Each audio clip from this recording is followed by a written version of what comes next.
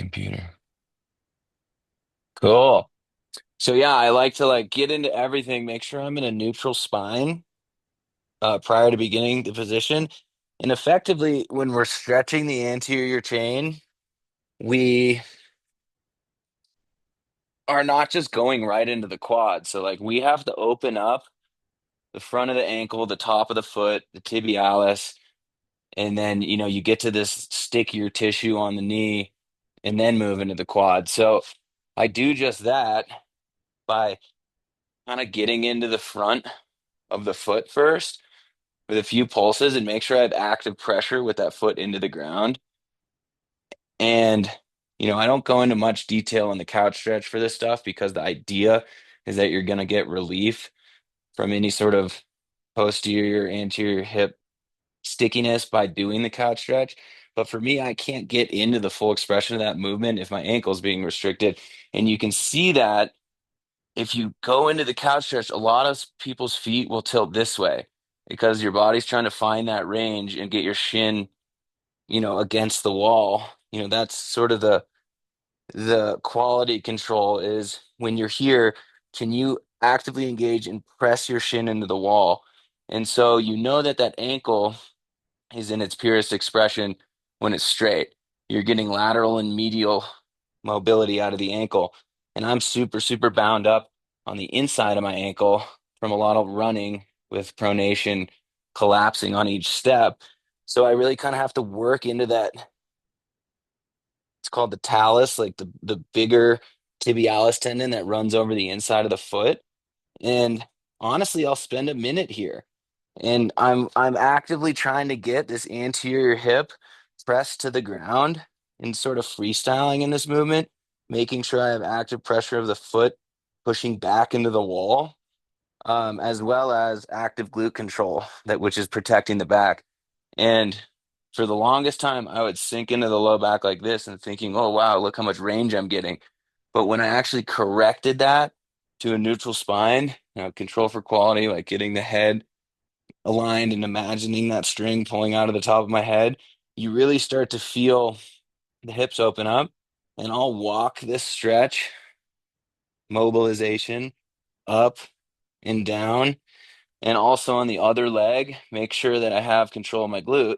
All right, I'm good here. So it's like you have strength in all the different complexes that are holding you in this movement. And as you walk it up, you start to feel the sensation go a little bit more towards the knee. As you walk it down, it's going a little bit more towards the hip.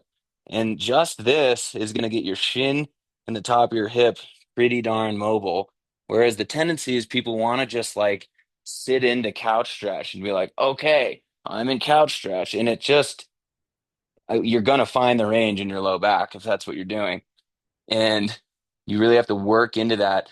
And it's also active stretching, not static stretching. So you're not sitting here, you're doing contract release. So you're pressing into the wall, breathing, contracting the pelvic floor, making sure you have control of all the tension that's running through the top of the shin, top of the foot, anterior, front of the hip, and then release. And you can kind of go a little deeper. So you are going through muscular engagement throughout this whole thing. It's not just sitting here and sinking into the stretch. And what I'll do is get a tool, whether it's like a foam roller or a dumbbell. I like these stools and slowly work my way into the next progression of this. And this is going to start to really pull on the quad a little bit more than the shin. And all the while making sure that glutes flexed. I think when people first start getting into the couch stretch, they don't have a lot of active control of the glutes. So you could go into, you could use a prerequisite for the couch stretch by just making sure those glutes are active. Simple stuff. Turn them on so that they're supporting you throughout the movement. And I mean, we've spent probably a minute and a half in this one, and I'll go up here. And this is the transition that's the hardest for people. Hardest for me. There's probably varying degrees of flexibility in you guys, but I don't push it at all. And what you want to do, bring this back to the kickstand, is you're trying to draw this leg back and this leg forward. So you're leveling out your pelvis. I think a tendency is also to like sink in and start getting those hips cockeyed, where this knee's driving too far forward and this one's just opening up that way. So if you can balance this out, that's what makes it active. So pelvic floor engaged, active pressure with the foot back into the wall, and just kind of breathing through this. And I like to do a tug and pull. So I'm pushing and breathing with the top of my foot and then sort of sinking in to this adductor. And I'll go back and forth. But when you're really driving this adductor back and this hip forward, it challenges you to do a pretty clean hip hinge, not be like arching with your back to get into that position. Um, the way I sort of progress these is sit into this with the contract releases. I'll push into the wall for about 5 breaths. And then on an exhale, sort of release tension from about 90% to 20% and go a little further.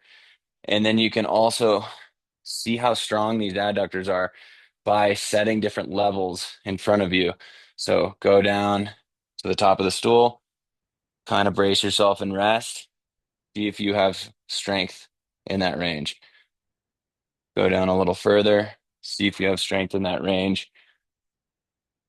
Go down a little further, make sure you have strength in that range.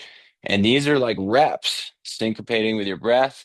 You're getting adductor, you're getting anterior hip and quad totally dialed. I progress these by getting sort of into this like posterior pigeon thing that can be kind of tricky for people if their hips are super tight. But effectively, I'll get through that in like 4 minutes. And you know what you can also do, Veronica, this might be good for you. I'll walk the front leg out, still maintaining for quality by pulling this hip back. And I think what's good for the hamstring is to try and pull this heel towards your butt. So you're actually engaging the hamstring in this stretch. And from this position, you can test your quad strength by making sure that you can flex the antagonist muscle, which is the quad in this instance, and then sit into that hamstring. And this whole thing is being primed through tension by pushing the top of my foot into this wall while simultaneously trying to create, maybe not pulling the heel, but creating tension of the heel. So you're scissoring these legs together, which is the active mobilization instead of just sticking this leg out here and, making it a hamstring stretch. This is also a really good position to work on dorsiflexion and plantar flexion of the foot and get some nerve flossing going on.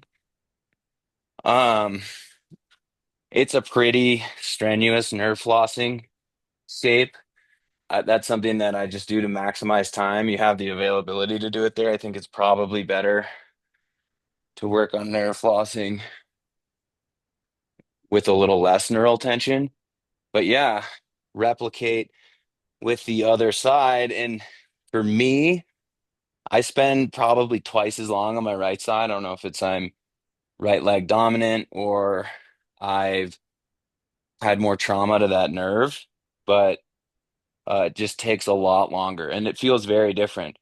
And so for me, opening up that anterior chain on my right side is really important because my hips are sort of set to the left and I need to open up that quad to retrain it to sit evenly.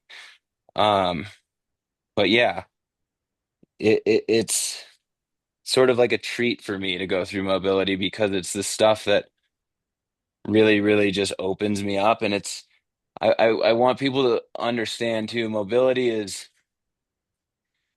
it should be a workout. Like you really have to train muscle coordination to get into these shapes. And so many people treat this stuff as like a rest day when I kind of dread it, to tell you the truth. It's harder for me than just working out. When ideally you shouldn't have to do mobility, you should just be working out in full range of motion. But many of us aren't aren't blessed with full range of motion or strength and full range of motion. So we have to break up those fascial bundles in places where they're, um, they've been deposited fascial bundles in stress patterns. So wherever you sit in your posture, wherever you sit in your sports or your activities, is sort of where your muscles are going to distribute fascia. And if you want to correct those patterns, if they've put you in a fascial imbalance, that's where foam rolling and mobility comes in. There's a perfect point um, in some's journey where they have evenly distributed fascia among their whole body and theoretically would never need to do mobility. I'm not there. I, I, I, I see like gymnasts and calisthenic professionals that look like they're there. They can just move through full range of motion with strength. And I guarantee they have to do way less mobility.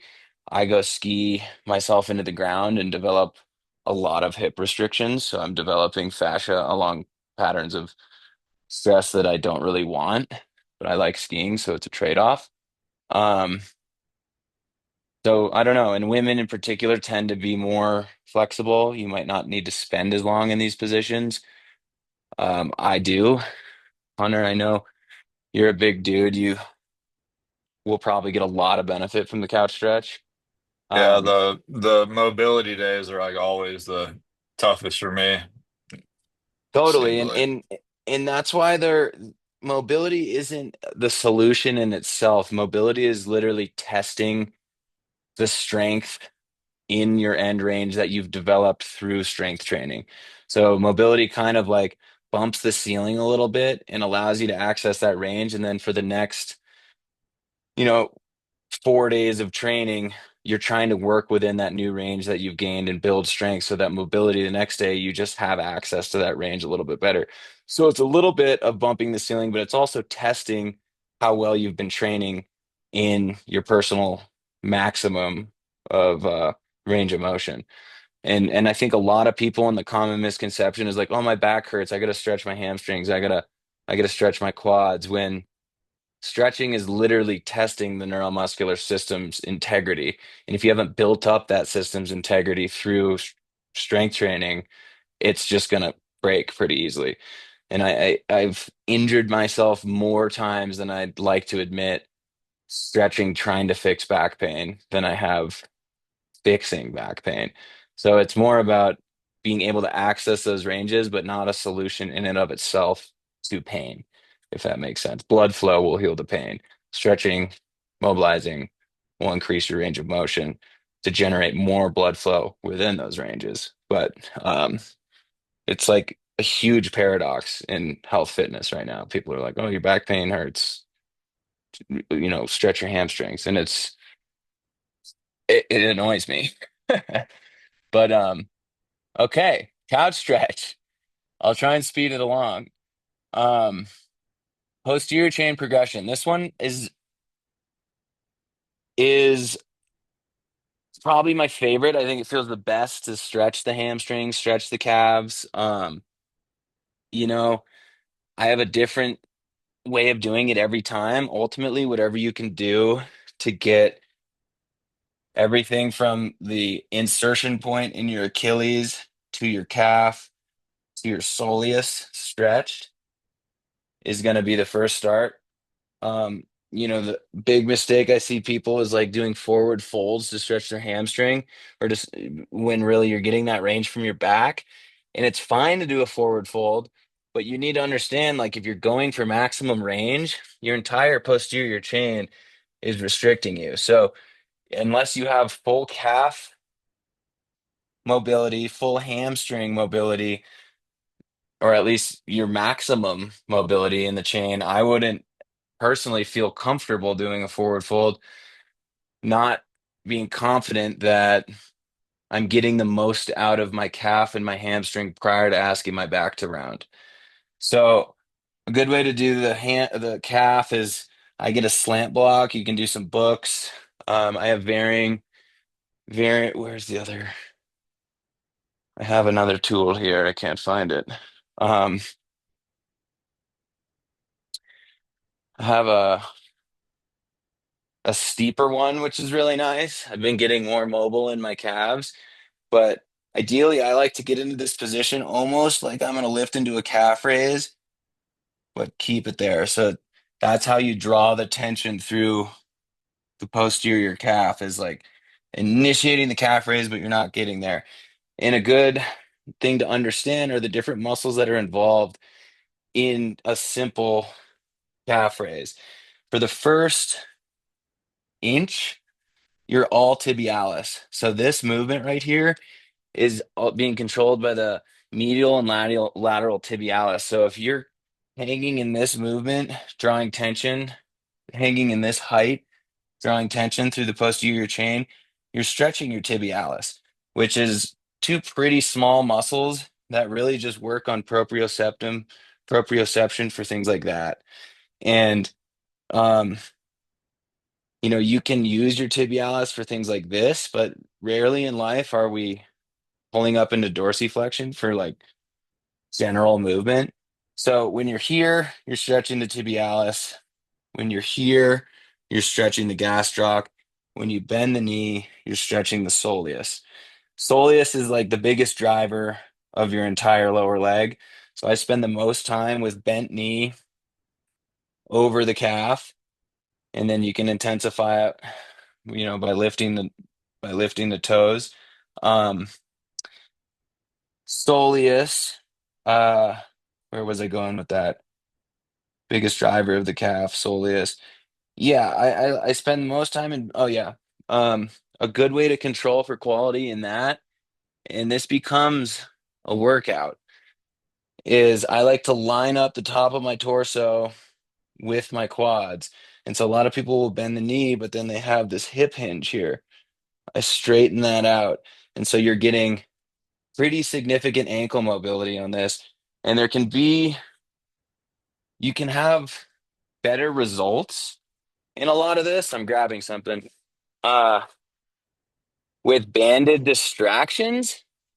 Well, I don't want to waste your guys' time, but if you can hook up like an elastic band to the top of your talus and an elastic band to the top of your talus, which wraps around the lower part of your foot, but not on the ankle, and then affix that band somewhere, and then do the calf stretch, you're literally pulling your foot under the talus and creating more ankle mobility. So you're pulling this part of your foot this way and then the talus this way. And that can be really good to distract your ankle and get more range in your calf. But same thing, about a minute at least on each. And then I go into exactly what we were talking about, Veronica. The kickstand single leg RDLs for the hamstrings, which can this is where it gets tricky, is you got a pretty basic, pretty effective, pretty potent single leg RDL kickstand to get the hamstrings. You can vary that really, really nicely with a slant block. And the difference when you have your elevated toes and this hamstring is you're going to feel it posterior your knee. You're going to feel low hamstring with elevated toes. And so I will elevate my toes immediately after doing the calf because I've mobilized soleus, gastroc, bent leg, straight leg. Then I do lifted toes to get the low hamstring. And that's going just immediately up the chain. So a few of these active stretching, active mobilization, kick the block out, do the same thing.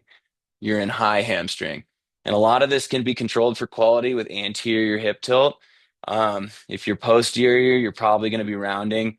And anybody with um, disc herniations, it's going to be kind of irritating. I don't think anyone here has facet problems. The only time I'd recommend active anterior or posterior tilt with the hip hinge is if you have facet irritation. So you might want to counter with a little posterior tilt. Otherwise, I'm trying to pull my pelvis off the top of my hamstring. and it feels really good. This progresses directly into elephant walks, which is the first progression to introducing the low back to the posterior chain. So I always tread really, really lightly with this, especially if you haven't spent much time on the back extension. But you have gone from ankles to high hamstring to glutes.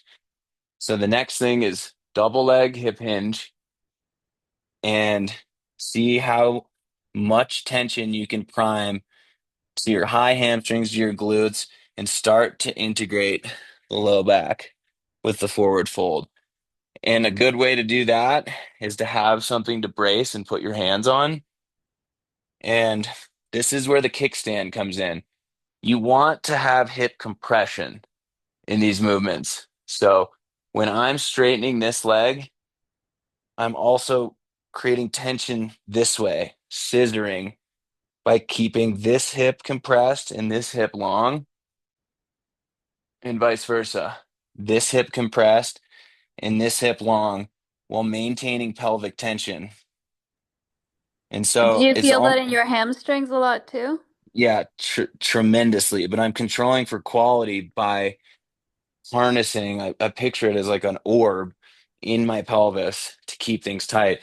Generally, if you're just here and you're aimlessly doing just dumb elephant walks, there's not a lot of coordinated pelvic tension. But if you conceptualize this movement from a kickstand, which is hip compression through pelvic tension, drawing this knee to that toe, so you're evening out the pelvis through the movement, and you take that same concept to here, hip compression here, hamstring length here, sort of drawing pelvic tension together.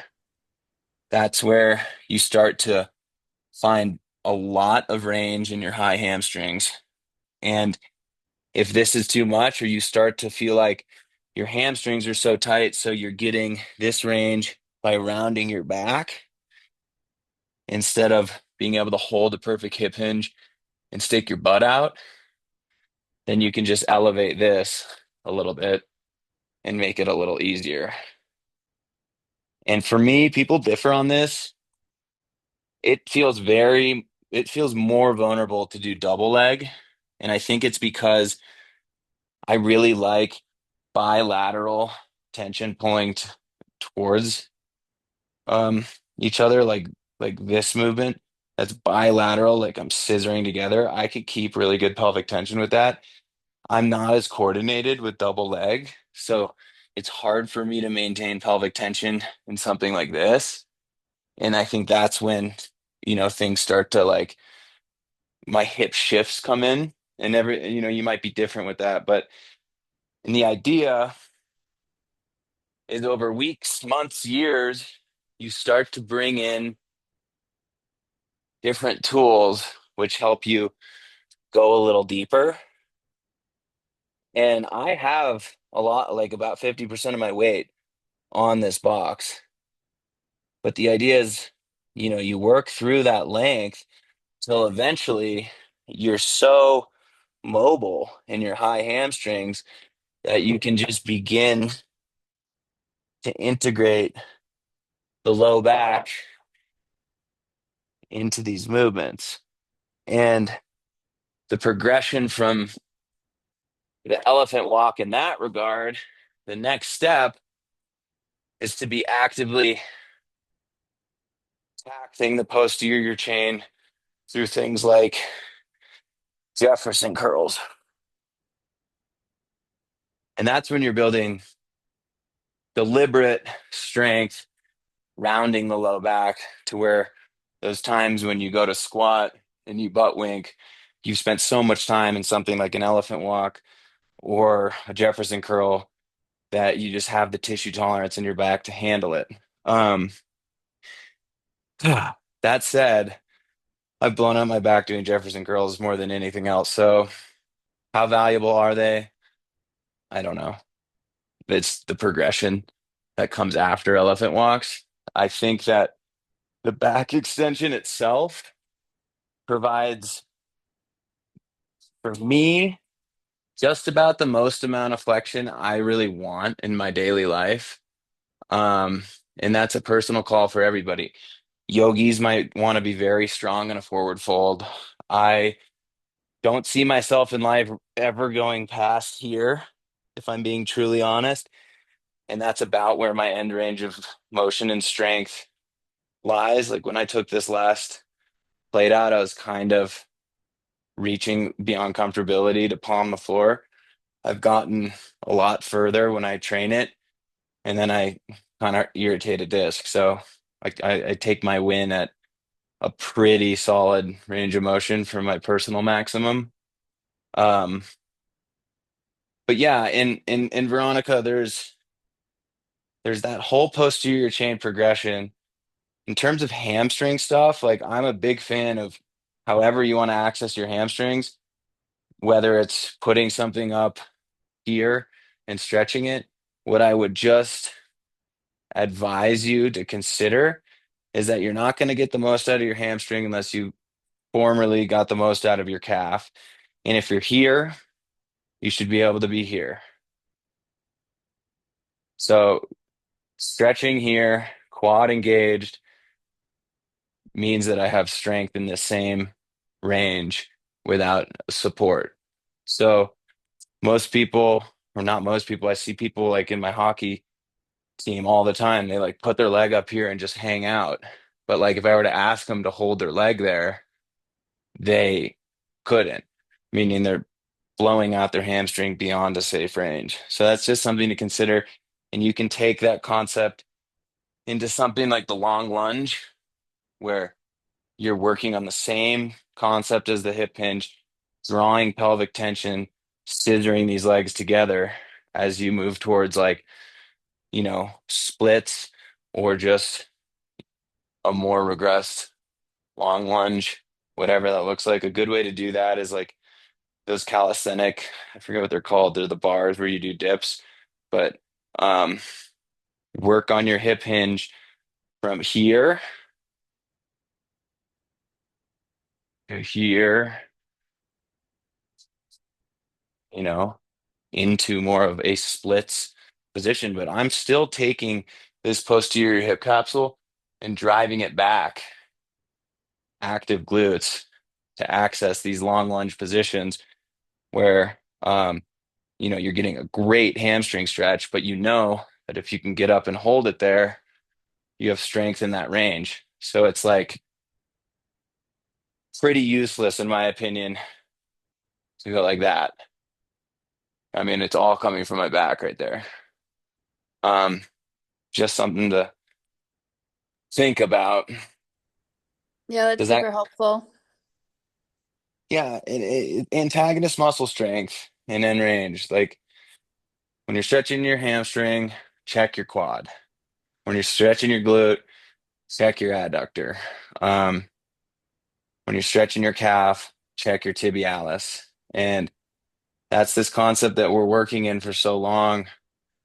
Isolated coordination or coordination in isolated muscle groups prior to developing, the full kinetic chains, um, rhythm.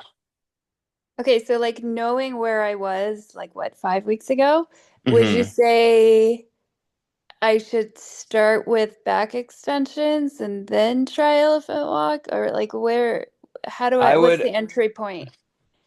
I would start with isometric back extensions, half stretch, and hip hinges. Mm-hmm. And if these are too much because like you want a round or like you're just feeling unstable, focus on the pelvic control, but put most of your weight on something like this. And so you Mm-hmm. can control for a straight back and just see if you can flex your quad into that high hamstring. Flex your quad into that high hamstring. And I like to play with this by never locking out my legs, getting as close to lockout as I can and finding the contraction and holding there. A lot of people will just lock out their knee and that's just putting unnecessary tension on your nerve and might irritate you. Um, so yeah, and like this is a really good home base for you, Veronica, to like understand how you can move through a really good hip hinge, a really good kickstand. And if you're like mastering this movement, you're tying your shoes, you're picking up a kid, you're you're basically doing everything without using your back. And then you're doing isometric back extensions for that time when you fuck up and round your back. You're strong. Mm-hmm. Um, elevated pigeon. Hey Cody, I have a quick question about the elephant walks. I tried to reincorporate them recently, and it still kind of flares my sciatic nerve up a little bit. Yeah. Would you think you think like not locking, because I've been trying to walk out with my legs like you were saying, and do you think I should just stick to like the hip hinging or try and I reincorporate it? I would stick to the hip hinging. I would avoid the lockout, but Okay. because the lockout, it's like you already have full neural tension here, and then you do the lockout, and it's just, I mean, we all know like you can get a 3 millimeter disc bulge, and that takes so little out of your sciatic chain. Hmm. It just takes 3 millimeters of length away from it, and it creates tremendous pain. So if you're locking out, you're extending more than 3 millimeters. So you're not doing it much Hmm. favor. And it could even be like pressing on that soft tissue that's extruding from the vertebrae. But yeah, to answer your question, I think hip hinge is good, but it's a fluid scale. It's like this is not all that different from this, right? Yeah. And so like play with your stance, not only in kickstand, because that becomes a split squat, but also in straight up hip hinges, because that becomes an elephant walk, right? And Hmm. so I think practically speaking for life and everyday stuff, like there's nothing more valuable than posterior hip range, lateral chain engagement, and kickstand movements. And if you just really want to work on developing and testing your SI and your lower lumbar capabilities, then you can begin walking that foot back to parallel and doing more elephant walks, strict, just posterior chain stuff. But by integrating and staggering the stance, you're welcoming not just posterior chain, sagittal plane movement, but you're getting into a little bit of the lateral line. See how that leg, like I'm here, but when I do Hmm. an active kickstand, it's here. So I'm loading the glute. So I'm not only using my posterior chain, but I also am supporting it on my lateral chain versus just here.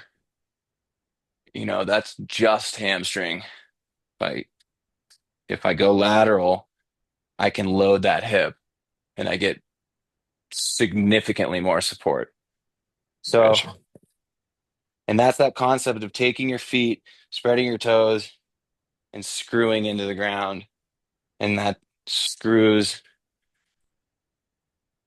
your foot in and kind of loads up the side of your body. So now you have two chains of your body working for you. Good question though, because I've seen through LBA and through this program more people flare themselves up with elephant walks than fix themselves. So it's like the kickstand's a really nice cheat code to sort of slowly get into that. And like I Hmm. said before, this is testing the limits of the strength you've built on on strength training days. So, it's not an answer in and of itself. It's just understanding the ranges of tension you can carry, really. Um, so yeah, good question. So we move on. You guys good? You happy? You focused? Yeah.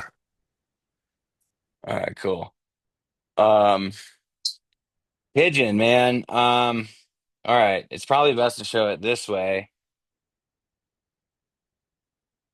Uh, so pigeon, I like to line up my shin parallel to the bench. And the pigeon is interesting because it's the same exact concept. You've just taken your leg and gone into some internal rotation. And so it's like you're doing the same thing with your pelvis. You're drawing tension, scissoring it together, and working on abduction. So pushing this knee into the bench. I think like a lot of the traditional form cues are turn towards the bench and go down. I think naturally, as this glute opens up, you're going to start to drift this way. This glute opens up and the front of this hip opens up. You're just gonna you're gonna fall that direction normally. My biggest quality control is making sure I can get and posterior hip tilt, anterior hip tilt. And like that just by doing those posterior and anterior rotations, I'm getting the range that people, seek when they go like this. It's much more subtle than than it may appear. It's just posterior, anterior. And as you spend a minute or two in this position and draw that active pelvic tension, make sure you have pressure into the bench and abduction. You'll find yourself starting up here and then slowly being able to sink in to, deeper ranges of pigeon where it's just like feels comfortable. You can keep abduction, keep hip extension, and you feel good. I'm still not at the point where I have enough glute range to like fold down. I cheat and move around my back, but I'm like completely fine with that. And I used to be doing this stuff like, oh, I need to progress. I need to like get to a flat bench, but to what avail, right? Like, doesn't matter as long as you're training pelvic tension, mobilizing the glutes, um, and giving your spine a little bit more range of motion than you would get from sitting in a chair all day. Um, this can have like high degrees of variability. My left leg is super, super mobile. My right leg, from all that nerve trauma, just feels like a different person's leg. But I just treat them with each of the respective doses that they need. Left leg needs less, right leg needs more. And you'll find that in each of your varying limbs. Outer hip drop set. So the outer hip drop set's an interesting one. I've sort of considered taking that out of the program in substituting the daily hip mobilizations, which are just what I do every morning waking up and every night before bed. Um, that said, I have sort of integrated them where I didn't like the outer hip drop set because it was such a rigid way to go about hip training, and we're fluid creatures. So I didn't really like this concept of being in 90-90 and going like this, especially because you're sitting on your SI the whole time. But what I like to do is and I'm going to change the video and address this, but get these 90-90 transitions down where you are training relative motion. So opening up the hip, one leg, and then dropping the other leg. And so it's like you can get into this 90-90, test internal rotation, test glute med, test glute max, move to the next one.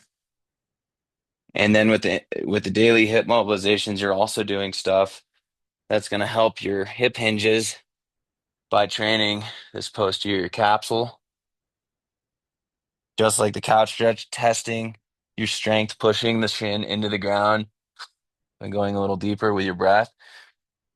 And you're going to get relative motion of the hips and the pelvis with things like the daily hip mobilization stuff here. And you can really start to progress this stuff into fluid biomechanical movements that just open up your hips super well. Ah, and it's also one of these things that is great for the test of longevity. Can you stand up and sit down without using your hands, which they say is like a barometer for how fit or how healthy you are relative to where how you should be is, can you do things absent of your hands? But as for the outer hip drop set, the program says, spend a minute here, spend a minute here, spend a minute here. I think those are good baselines that kind of work towards, but not at the cost of like getting your glutes to lock up and give you more back pain.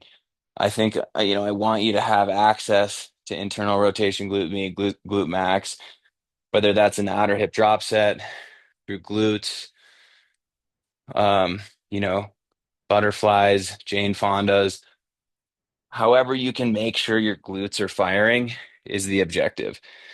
And not only firing, but getting mobility in ranges that they're designed to move within.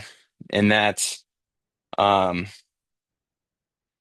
training hip ambulation. Like we have a lot of soft tissue and micro scarring in our hip joints that is locked down to protect our back. And the only way to break that up is to actively be moving against it.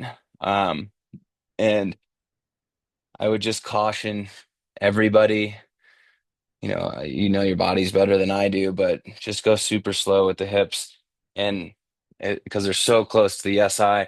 And for me, like on a good day, I'm pretty darn vertical in here.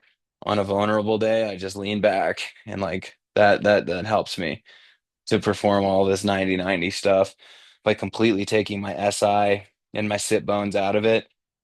I think it takes more hip mobility than most men in particular have to be sitting perpendicular to your hips. I'd love to get there. Um, but every day I ski, play hockey and bike, it sets me back a week. So it's just kind of a two-step forward, one step back kind of thing. And if this is all you do, then you might be, progressing faster than I am.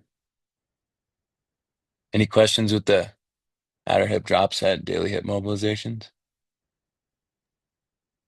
Yeah, I kind of stayed away from it just because of like torquing on the SI joint at the beginning when Sure. I first started the program. And I tried to reincorporate it again, and I don't seem like to have a problem with the 90-90 flow, but like Hmm. as soon as I start like putting a lot of pressure on that hip, like when the posterior or anterior, it seems like it doesn't really flare my back up at all, but it's more just like nerve pain, nerve tension on it.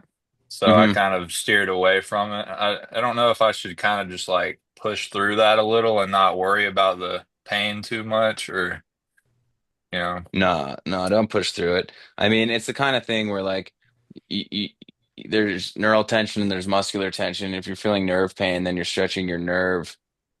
You need to get your nerve longer before your muscles can even stretch. So, and nerves don't like to be stretched. So I mean, follow your intuition. Your intuition's correct there.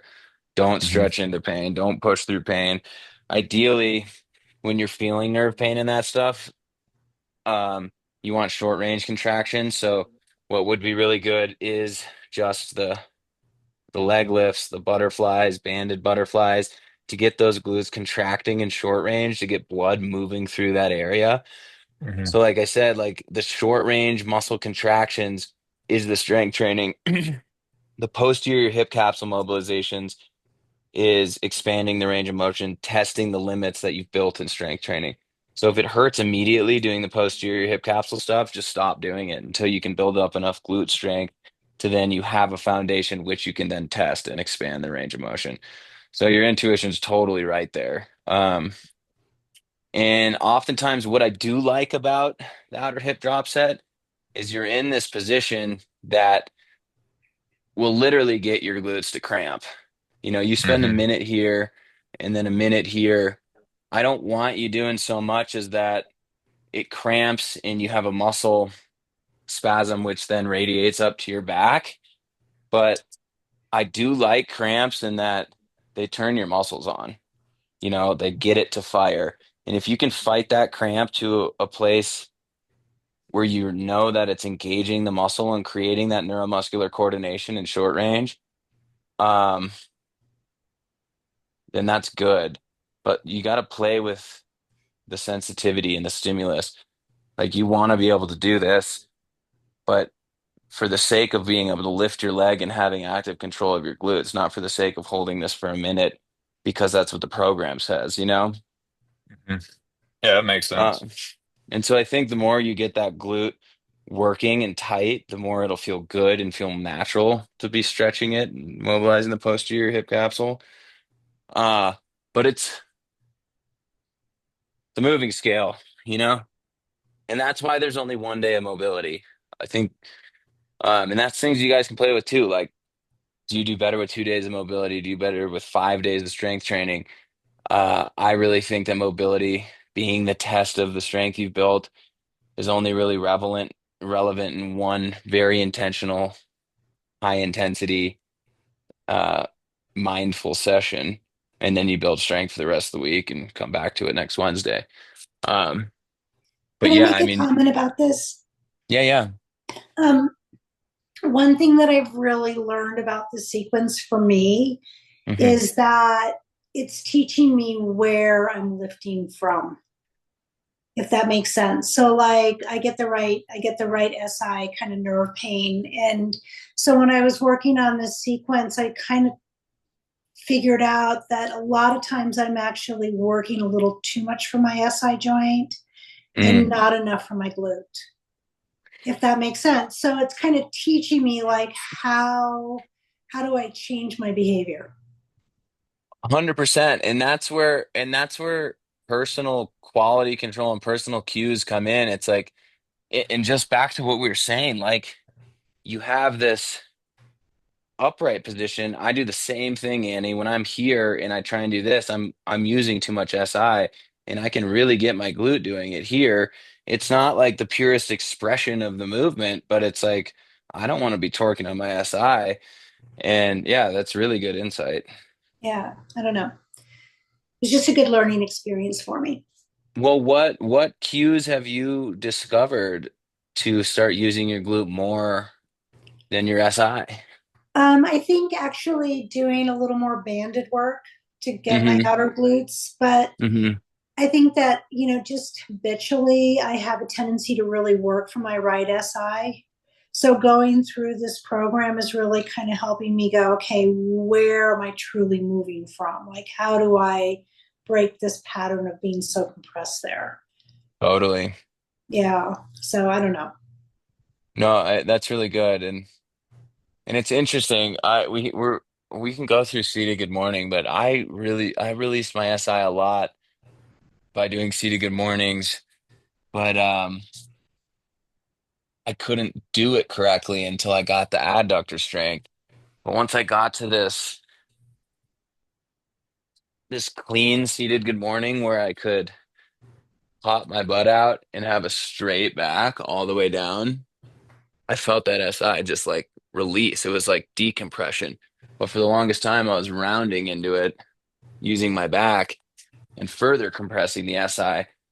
So that for me was this aha moment of like, oh wow, I'm doing this entire movement from the wrong place.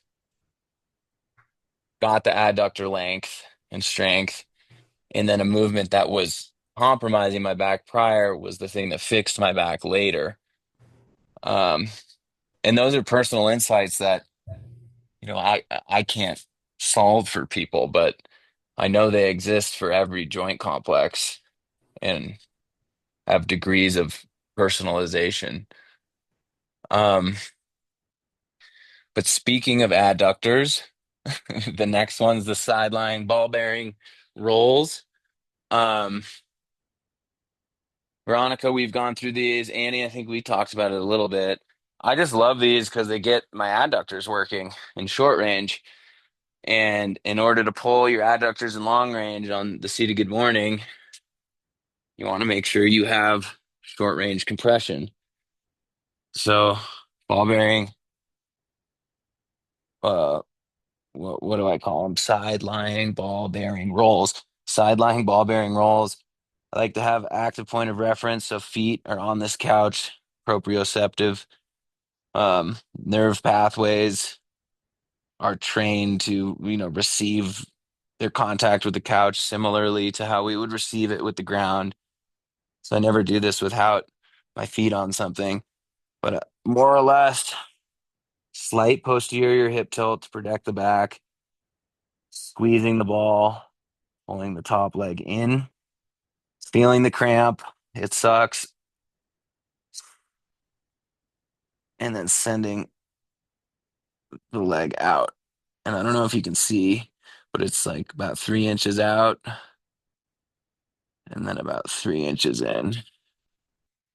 And pulling the top leg in really fires that upper glute. Sliding the top leg out really fires that lower legs glute. And throughout the whole thing, I want to lose pressure. I want to release on this ball, but I'll keep reminding myself to squeeze it, and that intensifies things a lot. I'll crave, this isn't really in the flow of the mobility, but I generally crave seated good mornings after that because I've just activated these adductors so tightly and in such short range that they're kind of crampy. And that's where the Cossack squat comes in at the very last exercise. I think the body's really craving some long range Cossack squat stuff. Um, However, I just, with the Cossack squat, it's really easy to cheat. Like that demonstration, I was going way too low for my personal maximum. The thing that I like to focus on for Cossack is butt backwards. So a narrower stance than you think you might need. And instead of just going into Cossack, roll around and go back. Roll around and shove that butt back. And you can brace yourself and get a little lower and go up on your toes. But that feels really good to get these adductors open after you've kind of just tortured them in short range. Um, but with the SI, I've noticed if I cheat the Cossack and don't stick my butt back as far as I can, we're working on hip compression here and then adductor extension here, abduction, I guess. Um, if you cheat that, it pulls your SI pretty badly. So it's like make sure you're working on kickstand. And I actually skipped one. That's why I loaded kickstand after the sideline ball bearing rolls because the Cossack squat, you are going into the very similar thing as a kickstand. You're going here for kickstand, you're going here for Cossack. So it's very similar. And that's where these flows can come together, where you do, curtsy squats, Cossack squats, kickstands, pistols, and you're sort of in this hip compression flow by sending one leg out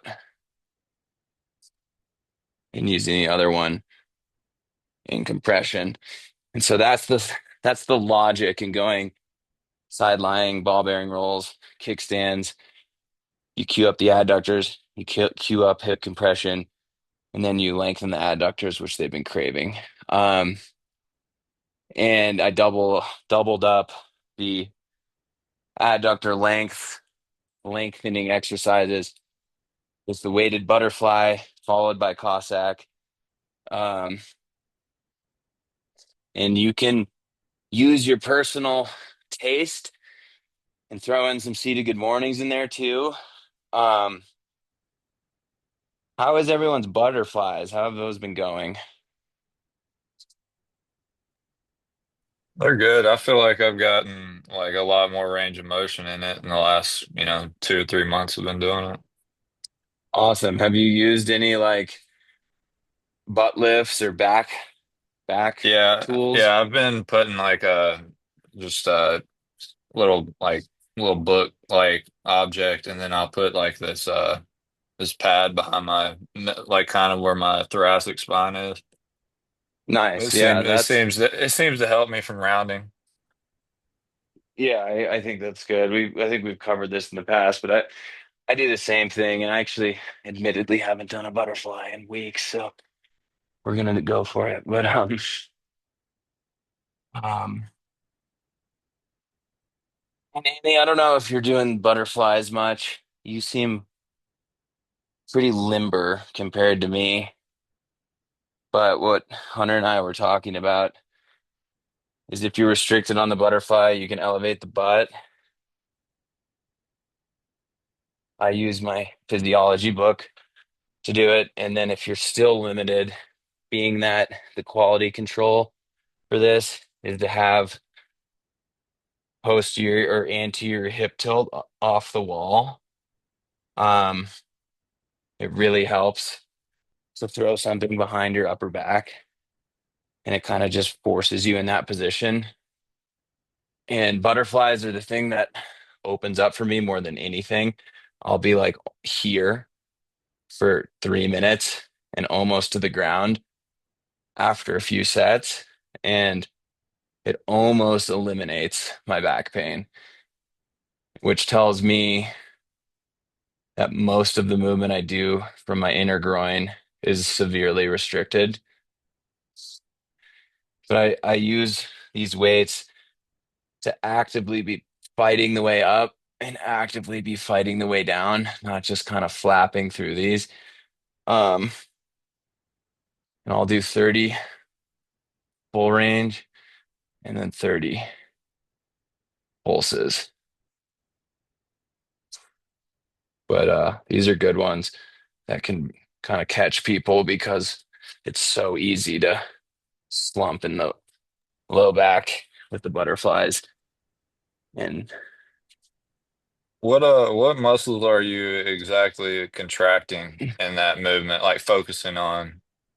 well, for me, it's immediately an adductor strain. So it's like I'm fighting the adductors that are just super tight in here. But what it should be is glutes contracting, pulling your leg down. So the antagonist muscle is the glute complex, and the protagonist muscle that's lengthening is this inner adductor that's going down. So theoretically, not theoretically, actually, you should be pulling your knee to the ground by squeezing this glute. And then, you get some assistance with the weight. Um, but that's why I say, 2 or 3 sets of butterflies really starts to open things up where you can actually um, feel those glutes pulling the leg down in butterfly. Also really helpful and why the outer hip drop set or however you want to address the glutes, banded clamshells is good to do prior to the weighted butterflies so you can get them working on short range contraction and then assisting you further in the butterfly. So yeah, glutes should be working. But the glutes it's really gonna be hard for the glutes to work if you're rounding your low back, which is why we put in these tools to control for quality, but it's the same concept of if you're on an elevated pigeon and you round your back, how you're not going to be getting much from your glutes. So all that glute work in the elevated pigeon is just posterior tilt, anterior tilt, posterior tilt, anterior tilt. And it's a little bit more prone in the butterfly to think about sitting like this. At least for me, I'm super tight in the hips to like roll forward and anterior tilt. Like I just want to like round in my back, and that's special restrictions I'm dealing with. But cool, guys. That was mobility.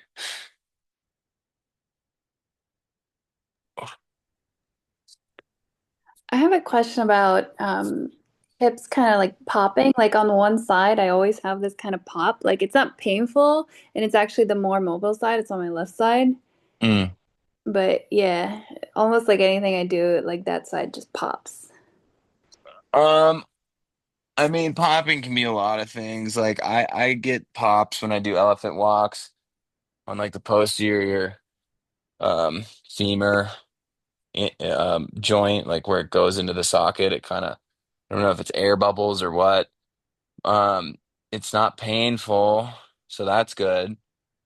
Um, well, I guess what's the question? Oh, like if it's just trying to figure out why it happens, I guess, on that side and whether or not it matters that it happens. Ideally, I like my theory for popping is that the smaller supporting muscles around like a humeral head and a glenoid or a pelvic socket aren't holding that ball socket where it should be. So it's like you have the larger muscles that are actually moving the levers, and you have the smaller muscles that are sort of keeping that in its socket. Um, that's, I've gotten rid of popping by small, like popping in the shoulders by small movements like that, or like the hip circles and the acute flare up plan. I don't really know. Hmm. Um, but as long as it doesn't hurt, that's good. Yeah. Yeah, I do. I, I deal with the same thing with my left side when I'm doing the ATG split squat. I just kind of have like I don't know, it's just at the like bottom of the range of motion. I feel like a little pop, but it's not painful at all. yeah, I've heard a lot of stuff as like it's an analgesic response to the joints releasing air bubbles and things like that. For me, popping feels good. I try not to pop my back, even though I kind of crave it sometimes. I would say as long as you're here's a good real life experience that I've found that relates to this is I can go pretty much any part of the day being pretty strapped in my thoracic spine. I can go like this and pop it. I think I just did. Or I can activate my trap threes, my erector spine, and get the same pop with active muscle contraction. Hmm. So I guess I'd prefer the latter to know that I'm popping into that posture um using my muscles to do it instead of taking a lever on my arm and going like that, which is a passive pop versus an active pop. And I get the same thing with like the overhead press. I get a lot of nice thoracic spine popping, but I'm controlling it using my trap threes and my erector spine. So I'm I approve more of popping through active and range of motion training instead of just like leaning over a railing and popping your back. So I think, Hunter, to your point, in the split squat, hopefully you're owning the movement and training that pelvic contraction, going to your personal maximum, and that active tension generates the pop instead of just like swinging your hip back and getting it. Sounds like that's what's happening. Veronica, I didn't get a lot of specifics on how your hip pops, but I just same tried, like answer. literally, I just tried like rotating it and doing what you said, in terms of like activating the muscles more. And I Uh-huh. noticed immediately like it almost like eliminates the pop. Like it makes it a lot less. It's so Yeah. interesting. Yeah, and so I think that's along the lines of this theory is like you have this ball socket moving through the joint, and when the muscles lock it down, it doesn't want to pop around the joint as much. You lock it in, and it has, more secure ambulation through its home. Okay, I'm glad I asked because this is, yeah, I never thought about that. Like that I'm huge. glad I came up with somewhat of a sophisticated answer.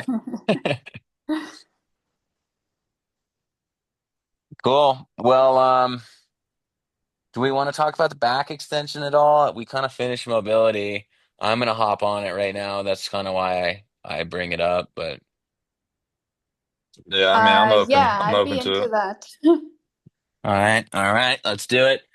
It's Cody, become my I'm gonna bail okay. because I haven't had dinner yet, but I have. This has been so valuable. Thank you so much, Thank and you, Annie. I'm I'll talk to you soon for sure. all right. Yeah, be in touch. I'm glad you joined, and I hope you're feeling well. Thanks for coming. You're amazing. Thank you. All right, bye. Thanks. Bye. Annie lives in Aspen too, so we've gotten together and talked fitness. All right, back extension. So where are you guys both at on this? I haven't done it in like, I don't know, 3 or 4 months or something. Basically, before it got to this like really, really bad place. And I haven't done it Okay, since my back started feeling better. So I was gonna try it tomorrow. So that's why I was like, I want to see this. got it. Um, I'd go super light. I mean, ideal like right now, you're in this place where you're pain free. Don't fuck it up. Um, but just like the sauna, it's gonna help so much with blood flow. Um, the different inputs. I don't know what kind of pads you guys have down here on your Mm. various back extensions, but like I do the same thing, screw my feet into the pads. So just by like these are dinner plates on my feet that I'm screwing into the bottom plate, I'm activating my quads, my glutes, in my calves, and most people will sit here. This is pretty darn extreme extension. This is neutral, which feels really, really far forward. But I bet you can tell me if I like look like I'm in a straight line right now. But like most people will sit here and be like, all right, I'm in a neutral back extension, and they're just sitting in their facet joints. So going further than you think is actually neutral, in so much as I kind of like to be like I've made the video about this. Um, being light, almost like I'm lifting off the back extension for going into reps. And you can train posterior tilt and come back up this way, or you can train anterior tilt and sort of piece the spine back together one at a time. And if you want, and like I'm getting the burn already, I'm feeling the pump already. And obviously, we know that like the standard is 30. However, you guys want to work into that, I would rather do 10 at this rate, stopping at neutral, deliberately getting into extension, stopping at neutral, 5 second count up and down for your back extension reps. Like I'd rather see 10 of those than 30 of these. So play with it. I like this hip pad. I'll get in here and decompress. Like I like to get to a place where I'm hanging over the hip pad and I almost have like I'm pulling my back off of my sacrum almost. Like I'm feeling like I'm coming off of the back extension, pulling my lower body from my upper body. And this is really decompressing to do this. Um, it kind of takes a while to get there, whereas you just want to build up as much time as you can in that perfect neutral spine isometric, 5 seconds, 10 seconds, call it a day, come back, call it a win. Um, So the machine but that I have doesn't have those footrest things. it doesn't. Does it have any like Mm-mm. ledge right here that you can kind of hook your back your heels on? No, it basically has nothing past those roll things. Nothing Um, pat. So it doesn't have these top rolls, just these bottom rolls. I think so. Hold on, let me look at it again. I think it just has one set of rolls. I mean, that's Um, fine. I mean, that's actually probably better for proper form because you can work on driving your feet into the pad instead of pulling up on the back of the pad. Really, the mhm. only reason this one has that pad is for Nordics because it's a multi-purpose machine. That's fine though. So, but what about my feet? Should my feet be just kind of hanging out in the air? Well, Do you need to be like on the floor more? you have a plate, don't you? No, there's no plate. That's what I'm saying. So, Oh. but I'm thinking maybe I can get like those wedge things, like if I put that on the floor, then that can be like the plate. So what is there? It just goes into air? I'll send you a picture. Yeah, there's nothing. Okay. Yeah, I mean, and that's how I've developed my technique with this machine. Like I'll go to a gym and they're totally different. I'm like, this is a little different. This is weird. Um, so I think it's a personal experience. I guess what's more universal or standardized across back extension is pad height.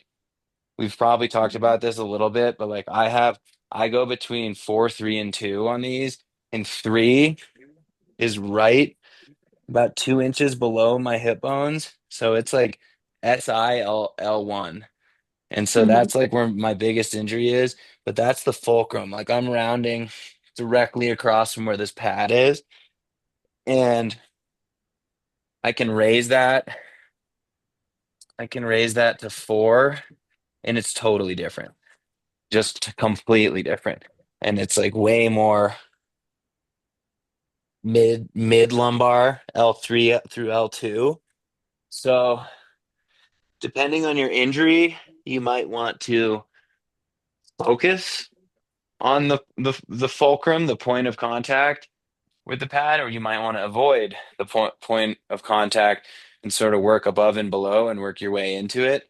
But you're going to get the most stimulus where that pad is, adjacent or alternate Gotcha. on the. Um, Other than that, I just say go slow. Like this thing is literally like my PT, my chiropractor, and my acupuncture. It's replaced $600 a month of expenses during back injuries. So it's like I cherish it. Like I'll get on in the morning even and just kind of like hang out and decompress, and I feel this area where I have little disc brace kind of like pop pop and expand, and it's the best thing in the world. Um, I didn't really get that feeling till like a year and a half in of using it, but it's it's a remarkable machine. So I definitely Uh, advise getting into it. yeah, I had a question because on the machine I have at my gym, it kind of has a on the angle, it has an actual degree, and it has like 50 degree, 45, 40, and 35, I think. And like, what would be the odd 45? Yeah. Okay. And 45. And yeah, go ahead. go ahead. Um, what I was about to say. Oh, I'm kind of at the point where I can do the 2 minute holds, and I'm kind of like thinking about transitioning into reps, but like I still get a really good pump from the 2 minute holds, and it's not really flared me up any. So just I kind would of go, figuring out. yeah, I think, and that's a good spot to be. I would like the way I transitioned from isometrics to rep was I do like a 30-second hold to kind of get that area warmed up, and then just like felt if I was comfortable there. Felt if I was comfortable there. Because like there's a big degree of like fear in this too, where Yeah, like rounding is pretty scary. But what I want to like it, remind you guys is like if you took me off the back extension here, like I'm at a pretty basic hip hinge. I'm like not in that much flexion. Like I'm about here, gotcha. you know? So it's not as dangerous as it seems, but it's when you lower that pad a little bit and then incorporate the posterior hip tilt that you get a little bit of that lumbar flexion. Just like I was saying with the Jefferson curls, it's just about as much as I need, in life to be resilient, going to about here. It's like that. I'm pretty good with that. Like I don't need to be a gymnast who's folding in half, and the back extension got me there. The Jefferson curls I don't really do because I don't really see a need to lift heavy weights rounding my back. Like I can do that with my hips and my glutes, you know? Yeah. So personal variability, but I would encourage you to go slow, but also trust that you can't get that deep onto that. And you have opportunity all the while to call that a rep, you know? Call that a rep. Like you don't need to be coming down here and like hanging towards your toes, which is great and will ultimately decompress you when you decide to go for it and build strength there. But um yeah, time is your oyster, you know. Hmm. I got you. And then yeah, QL stuff we can talk about later because that should be progressed from side bending stuff. But otherwise, that's it. All right, man. I appreciate it, dude. You're the best. Yeah, thanks for coming, guys. I hope this was helpful. Thanks, Cody. Yeah, super helpful. Thanks. All right, we'll talk Later. soon. Bye. Later.